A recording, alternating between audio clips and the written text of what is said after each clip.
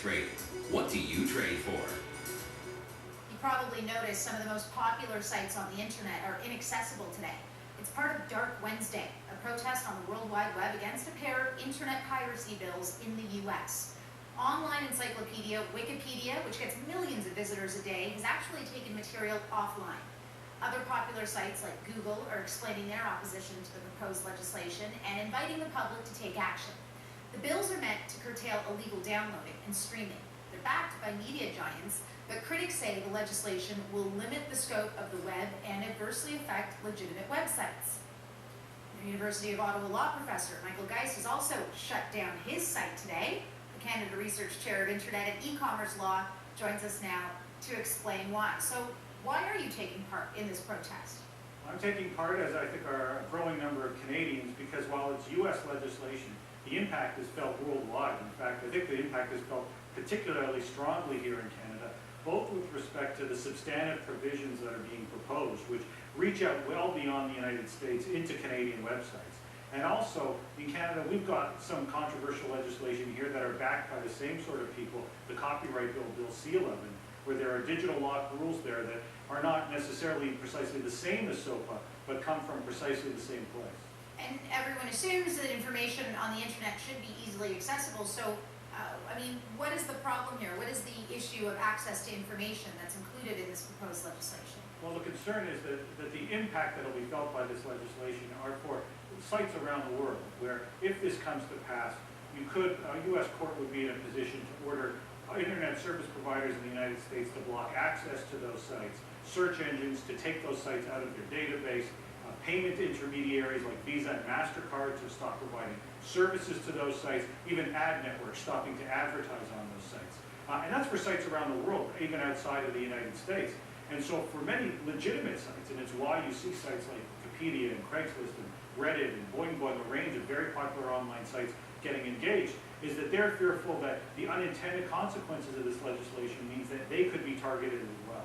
And which sites are the ones that are intentionally targeted?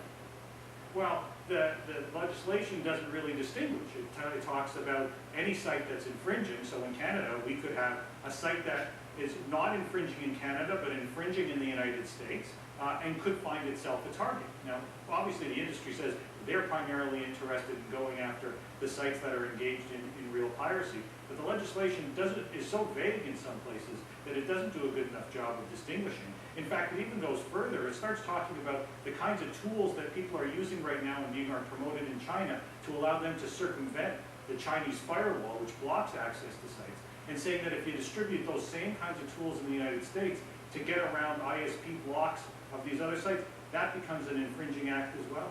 Okay, so Wikipedia, Reddit, Boing Boing, all those websites that you listed that are in support of this, including your website as well today. But then there's the media giants, the music industry, Hollywood. They're all embracing this proposed legislation because it's going to crack down on illegal downloading. So, is there an in between?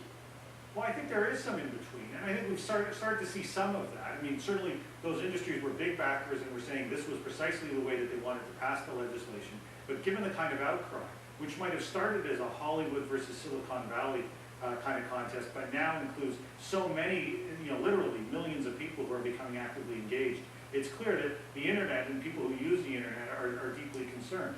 The U.S. already has legislation in place that allows a copyright holder to request that content be removed, and the sites will take that content down. There are alternative proposals that have been put forward in Congress that aren't nearly as draconian as the SOPA Act, the provisions that are the subject matter of the protest today. But even beyond all of this, I think that many are coming to the realization that we can't legislate our way out of all of this. I mean, the reality is law, of course, has a place. I'm a law professor. I believe strongly in ensuring that we've got well-balanced, appropriate copyright laws. But a lot of this is a business problem.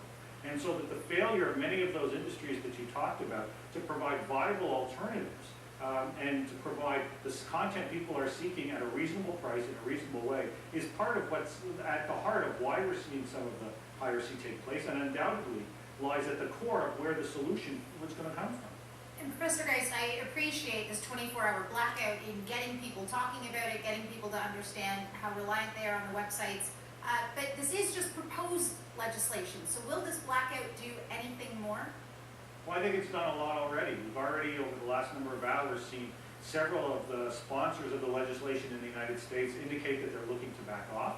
And I think looking longer term, I think it's brought to the attention of millions of people who weren't necessarily engaged on this issue, a growing realization of the fragility of what they're taking for granted online, and the fact that these kinds of legislative proposals, whether in the United States through SOPA or through the digital lock rules of Bill C-11 here in Canada, really do represent a significant threat to the digital rights that I think many people increasingly not only take for granted, but have come to view as a core part of what they believe in. Well, Professor, we appreciate your insight.